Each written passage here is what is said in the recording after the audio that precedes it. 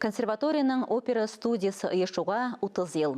Шул уңайдан бүген Салих Сәйдәшев исемендәге зур концертлар залында Тукайга багышлау дип аталган бәйрәм концерты үткәрелә.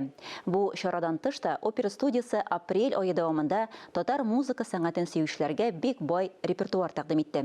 Югары сәнгать тәэсирләре белән Мөршидә Җихан уртаклаша.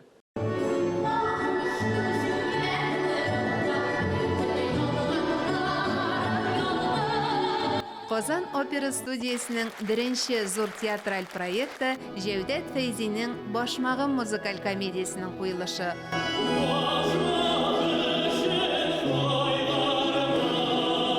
Оешуларына 30 ел уңайынан үткәрелгән Татар музыка театры җәүһәрләре концертында да әлеге спектакльдән үзек күрсәтелде. Опера студиясыннан бик күп солистлар үсеп чыкты. Шушы дәвамлы булсын иде. Яңа опералар язылып, татар милләтен байытып торсын иде. Яңа опера иҗат итүчеләр өчен татар музыкасы җәүһәрләренә багышланган концертлар аеруча кадерле. 30 еллыкны үткәрү Казан консерваториясы опера студиясының ул зур вакыйга.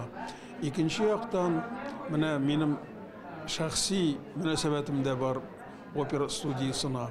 Чөнки Эльмир Низамов белән безнең иң беренче эшебез шушы опера студиясында башланды. Беренче адымым музыкаль театрда ул опера студиясы белән бәйле, чөнки мин Казан консерваториясын Алтын Казан дигән мюзикл белән тәмамладым һәм аны безнең опера студиясы башкарды һәм ул миңа илһам һәм канат бирде. Эльмир дәвам ит бу өлкәдә эшләүне, чөнки менә кешегә яшь вакыттан ук музыкаль театрны күрсәтмәсәң, аңа шундый лаборатория сыман булмаса, аннары аңа авыр булачак. Авырлыкның бер җиңеллеге дә була, бигрәк тә янәшәңдә тәҗрибәле остазлар барында. Әлбәттә, бу опера студиясында минем укучыларым бетерсе опера студиясы аркылы чықты, сәхнәсе аркылы чыктылар. Бик күп партиялар җырладылар. Менә башмагым дип әйтеп киттеләр. Анда Артур Исламов минем укучым иде. Айгөл Хәйри минем укучы, Филүс, алар шундый көчле. Остазлар укучылары белән, укучылар остазлары белән горурлана. Укытучыларга рәхмәт белдерәсем килә.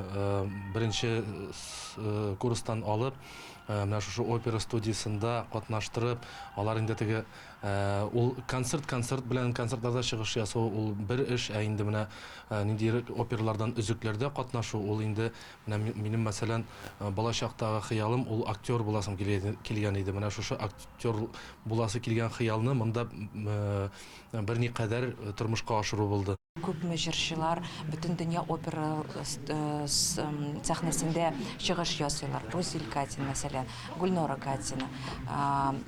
Һәм менә бу зур байлык минем өчен безнең бөтен татар милләтне менә күтәрә, мәдәниятне күтәрә һәм опера студиясына бик зур рәхмәт.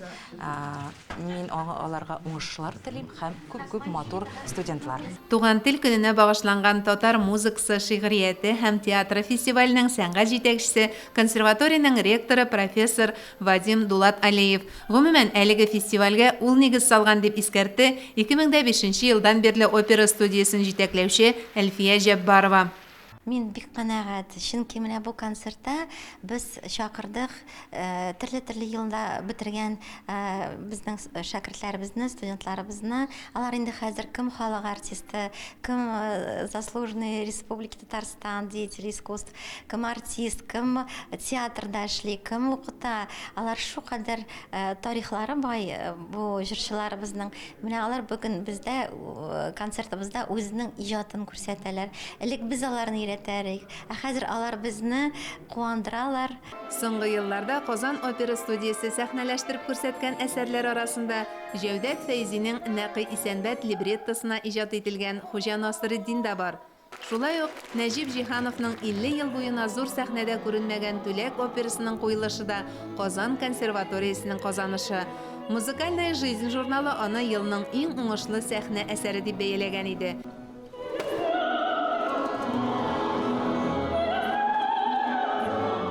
Берсеннән берсе талантлы җырчылар әзерләүче опера студиясенә 30 булса, беренче Сания операсы язылуга тиздән 100 ел тула.